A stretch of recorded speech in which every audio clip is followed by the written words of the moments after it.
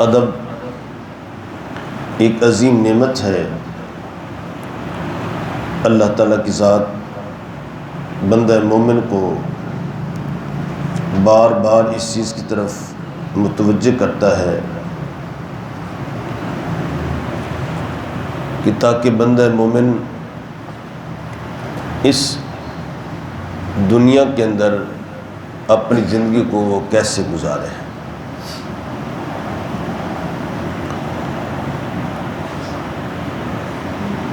اور اس ضمن میں ہم نے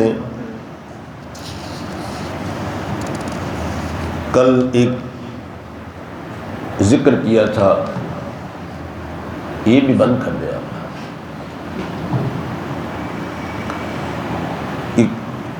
جو خسرتیں انسانی زندگی کے اندر ہیں وہ کیسی ہونی چاہیے۔ سادہ زندگی ہے، ہم نے داڑھی کیسے رکھنی ہے، بال کیسے منڈوانے ہیں، ناخن کیسے تراشنے ہیں، بس ٹھیک ہے رہنے دو۔ یہ ساری کی ساری نعمتیں پیارے آقا علیہ السلام کی حیات مبارکہ سے ہمیں سیکھنی چاہیے۔ کل ہم نے ذکر کیا تھا، آج اس کو دوبارہ ریپیٹ کر دیتے ہیں۔ نمبر 1 کے اوپر کہ نبی علیہ السلام نے اپنی حیات مبارکہ کے اندر جو باتیں کیں، شیخ عبد القادر جیلانی رحمۃ اللہ علیہ، سب پڑھو رحمۃ اللہ علیہ، ان کو اپنی کتاب غنیۃ الطالبین جو ان کی طرف سے منسوب ہے، اس کے اندر آپ اس کی وضاحت فرماتے ہیں کہ 10 خصلتیں ہیں جو انسان کے لیے بہت ضروری ہیں۔ ان 10 خصلتوں کے اندر 5 خصلتیں آپ کے سر کے اندر ہیں، اس چہرے کے ساتھ تعلق رکھتی ہیں، اور 5 جو ہے وہ پورے دوسرے جسم سے تعلق رکھتی ہیں۔ نمبر 1 کے اوپر ہے کہ کلی کی جائے۔ انسان باہر جاتا ہے، گفتگو کرتا ہے، اس کے جراثیم اس کے منہ کے اندر آ جاتے ہیں،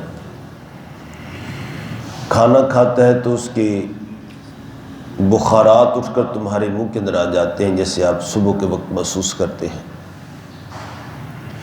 اس کے لیے کلی کا حکم دیا، اور پھر اس کے بعد فرمایا کہ ناک میں پانی ڈالنا۔ ناک میں پانی ڈالنے سے یہ بھی اس کا خاصہ ہے کہ آپ باہر جاتے ہیں، کتنے جراثیم ہیں جو آپ کے سانس کے ذریعے سے اندر جاتے ہیں۔ اس کے بعد فرمایا کہ تم نے مسواک کرنا ہے، جس کو عرف عام کے اندر آج برش کہتے ہیں۔ مسواک کی سنت ہے آقا علیہ السلام کی، اس سے ایک نفاست، ایک نزاہت پیدا ہوتی ہے، جسم کے اندر بے شمار بیماریاں، ایون کہ کینسر کی بیماری آپ کے دانت صاف نہ کرنے کی وجہ سے یا دانتوں کی بیماری سے بھی پیدا ہو جاتے ہیں، جس کا پتہ ہی نہیں چلتا ہے۔ اس لیے نبی علیہ السلام نے ارشاد فرمایا کہ اگر میری امت کے اوپر یہ شوق، بوجھ اور بھاری نہ پڑتا تو میں ہر نماز کے ساتھ مسواک کا حکم دیتا، اور مسواک والی وضو کے ساتھ فرمایا کہ 70 گنا اس بندہ مومن کو نماز کا جو اجر و ثواب ملتا ہے۔ خوشبو یقیناً بہت اچھی چیز ہے، لیکن مسواک کے ذریعے سے آپ کے منہ کے اندر جو سمیل ہوتی ہے پیاز کی اور دوسری چیزیں، اس سے فرشتہ بہت کراہت اور نفرت کرتا ہے۔ حدیث کے اندر آتا ہے کہ جب بندہ مومن نماز کے لیے کھڑا ہوتا ہے تو ان باچھوں کے پاس اس جگہ پہ فرشتہ بیٹھ کر تمہاری تسبیح کو سنتا ہے۔ اگر اس میں اسمیل آ رہی ہو، کھانا کھایا ہے آپ نے تو بعض کا شریعت تو کہتی ہے کہ چلو آپ کلی کر لیں، لیکن پھر بھی اسمیل آ رہی ہوتی ہے تو فرشتہ اس سے بہت کراہت کرتا ہے۔ تو جب آپ اچھی طرح منہ کو صاف کر کے مسواک کر کے جب اللہ تعالیٰ کی بارگاہ میں کھڑے ہوں گے تو فرشتہ آپ کی اس تسبیحات کو اور اس تلاوت کو بہت شوق کے ساتھ سنتا ہے اور پھر جا کر اللہ تعالیٰ کی بارگاہ میں گواہی دیتا ہے۔ اس لیے مسواک، دوسرا ہے کہ مونچھیں کتروانی چاہیے۔ کما قال النبی صلی اللہ علیہ وآلہ وسلم اکثر الشوارب واطول اللحیہ، مونچھوں کو کٹاؤ، کم کرو، قصر کرو اور داڑھی کو بڑھاؤ۔ یہ بھی ہماری سنت کے اندر ہے۔ اور آگے اس کے لیے بہت سی گفتگو ہو سکتی ہے، لیکن ہم مختصر کرتے ہوئے آگے بڑھتے ہیں۔ داڑھی کتنی ہونی چاہیے اور کیسی ہونی چاہیے وہ ہم انشاءاللہ کسی اور محفل کے اندر بیان کریں گے۔ آگے دوسرے جو جسم کے حصے آتے ہیں، شرمگاہ ہے، فرمایا کہ اس کے بال کو مونڈنا چاہیے، بغلوں کے بال کو اکھیڑنا چاہیے، ناخن اس کو کٹوانا، یہ کاٹنا، یہ بھی خصلتیں ہیں۔ پانی سے استنجا کرنا چاہیے۔ عمومی طور پر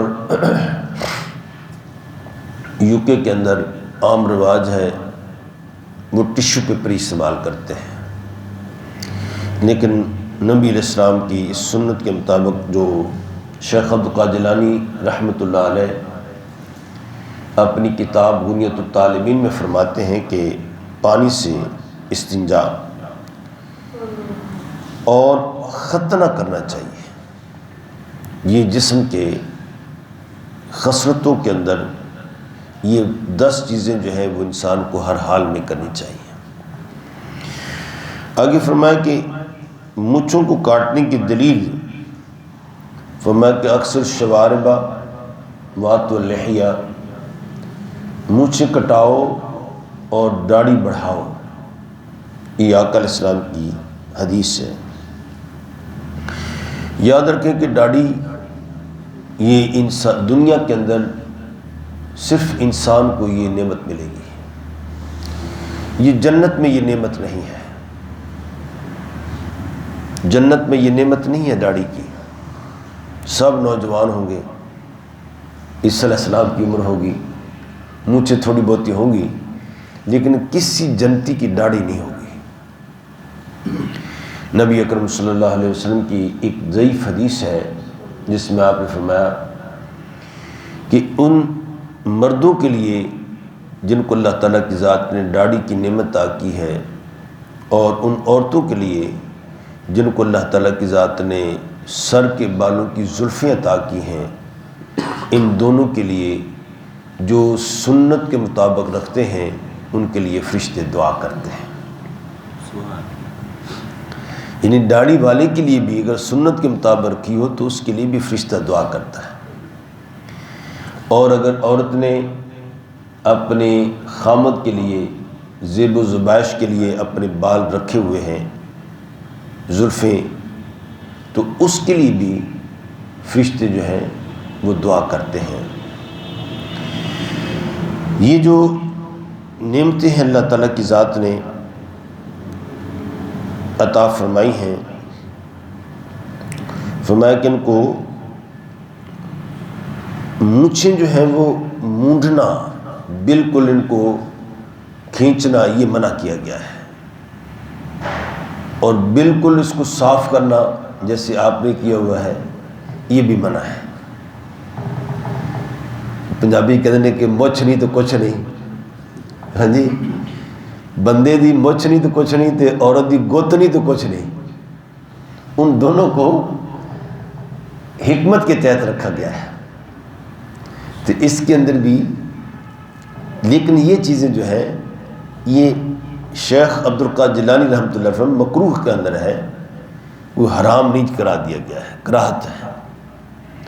ڈاکٹر صاحب کی اپنی مچھوں کے مطابق داڑھی بڑھائی ہوئی ہے انہوں نے، اور یہ عربی داڑھی رکھی ہوئی میرا خیال آپ نے، اس کو بھی فیشن کے طور پر نہیں رکھنی چاہیے، سنت کے طور پر رکھنی چاہیے، اور بار بار ایسا نہیں کرنا چاہیے۔ آگے ارشاد فرمایا کہ اللہ تعالیٰ کی ذات فرمایا کہتا افو اے کثرو، داڑھی کو زیادہ کرو، یہ حکم دیا گیا ہے۔ کتنی داڑھی ہو؟ پیارے آقا علیہ السلام کی یہ شان تھی کہ اللہ تعالیٰ کی ذات نے ان کو مشت بھر قبضہ جو تھا جس میں آپ کی داڑھی ہاتھ میں آ جاتی تھی اتنی رکھا، داڑھی کو آپ نے کینچی نہیں لگائی تھی کبھی۔ اس وجہ سے بعض ہمارے بزرگان دین وہ داڑھی کو لمبا کرتے ہیں اور چھوڑ دیتے ہیں کہ کیونکہ آقا علیہ السلام نے کٹوائی نہیں ہے، اس وجہ سے وہ خود بھی نہیں کاٹتے ہیں، اور ہمارے اہل حدیث حضرات جو ہے دوست وہ اسی سنت پر عمل کرتے ہیں، کیونکہ آقا علیہ السلام نے کینچی لگوائی ہے۔ ہم اہل سنت کے لوگ جو ہیں وہ کیونکہ آقا علیہ السلام کی مشت بھر داڑھی تھی، 4 انگل کم از کم، اتنا یہ لازماً داڑھی رکھا کریں، خاص طور پر جو امام ہے۔ ہمارے ہاں یہ تو ایک رواج ہے، لیکن یو کے اندر، یورپین کنٹری کے اندر وہ داڑھی کو نہیں دیکھتے ہیں، وہ اسکالر کو دیکھتے ہیں، داڑھی منڈے وہاں پہ امام ہیں، وہ بھی جماعت کراتے ہیں، لیکن ان کی علم، پاور آف کمیونیکیشن انگلش کے اندر بہت زیادہ ہوتی ہے، اور جو نئی نسل جو وہاں پر وہ اس کو زیادہ سمجھ لیتی ہے، تو وہ اسکالر ہو، اور عربوں کے ہاں یہ آپ دیکھتے ہیں کہ داڑھی رکھتے ہی بہت کم ہے سنت کے مطابق۔ اس طرح عرب شیوخ جو ہیں مصر اور قاہرہ کے، وہ بھی چھوٹی داڑھی رکھتے ہیں، جس کو محسوس ہو کہ یہ داڑھی ہے اس کی، اتنی ہی کافی لیتے ہیں، لیکن بڑے اسکالر ہوتے ہیں۔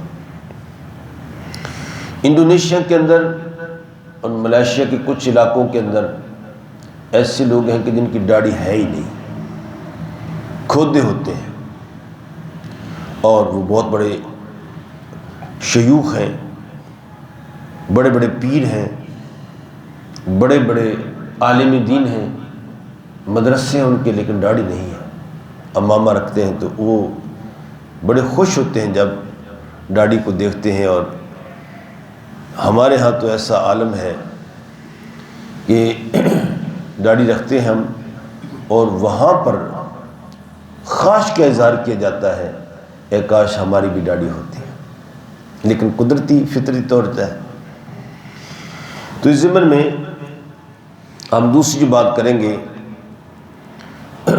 اور سیدنا عمر رضی اللہ تعالیٰ عنہ اپنی داڑھی کو جو نیچے آتی تھی، یہاں پر مشت سے زیادہ ہوتی تھی داڑھی، اس کو کٹوایا کرتے تھے، زیادہ نہیں بڑھا کر رکھتے تھے وہ۔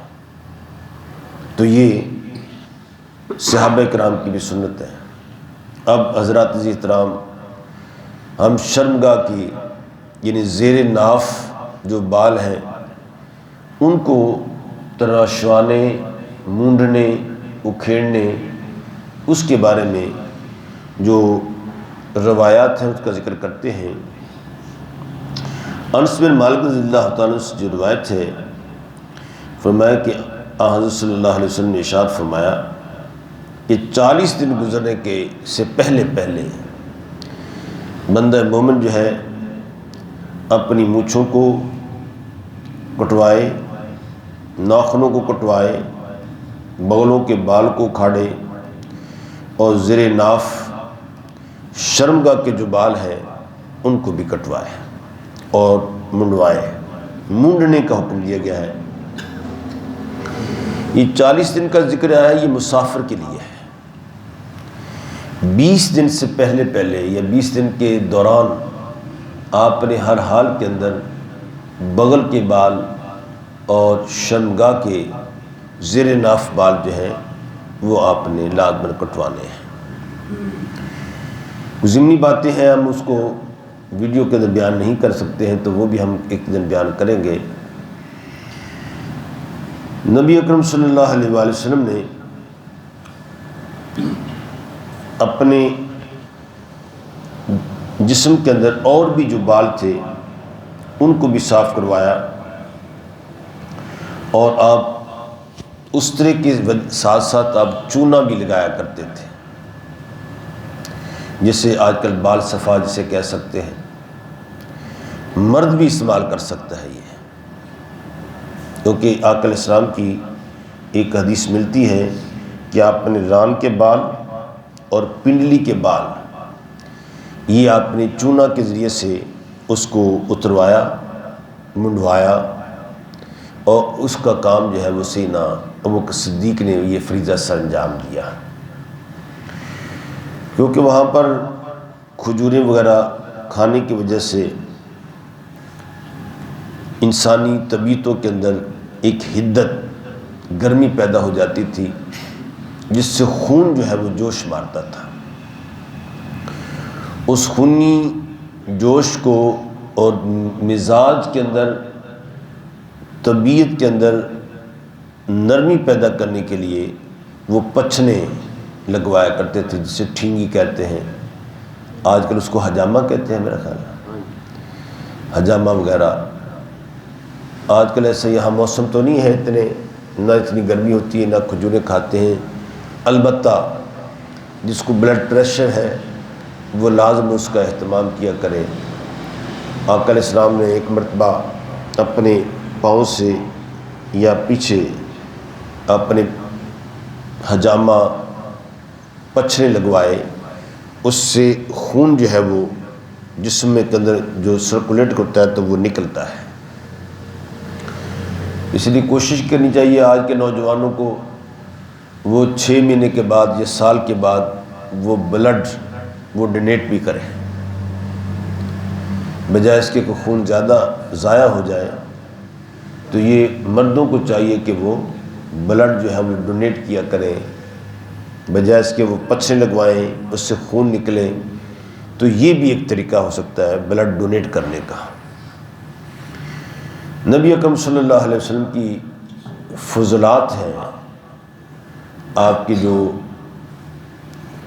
کلی کرنا، قارورہ جسے کہتے ہیں، وہ آپ نے ناک کو بلو کیا یا کوئی کھنگار وغیرہ، پہلے تو آتا ہی نہیں تھا لیکن آپ کو کبھی آیا بھی، تو اس کی برکات جو تھی اس کو ہم بیان کریں گے۔ آپ کا خون مبارک جو آپ سے نکلا ایک پیالے میں تھا، ایک صحابیہ کو دیا، اس نے اس کو پی لیا، اور ایک صحابی کو دوسری مرتبہ دیا تو آپ فرمایا کہ اس کو ایسی جگہ پہ پھینک کر آؤ جہاں پہ کسی کا پاؤں نہ ہو، بے ادبی نہ ہو جائے، یہ خون مصطفیٰ ہے۔ چنانچہ اس نے درخت کے اوپر ڈالنے کی کوشش کی، کسی دیوار کے اوپر ڈالنے کی کوشش کی، دفن کرنے کی کوشش کی کہ میں ایسے کروں گا تو اس کو فون آ جاتا ہے، تو اس طرح تو بے ادبی ہو جائے گی، پاؤں مبارک آ جائیں گے، کسی کے پاؤں پر آ جائیں گے۔ اس نے اس کو پی لیا۔ آقا علیہ السلام سے پوچھا وہ کہاں کو پھینک کر آئے ہو؟ عرض کیا رسول اللہ مجھے کوئی اور جگہ نظر نہیں آئی، لہٰذا میں نے اس کو پی لیا ہے۔ تو آپ نے فرمایا کہ اللہ تعالیٰ تم پر جہنم کی آگ کو حرام فرمائے گا۔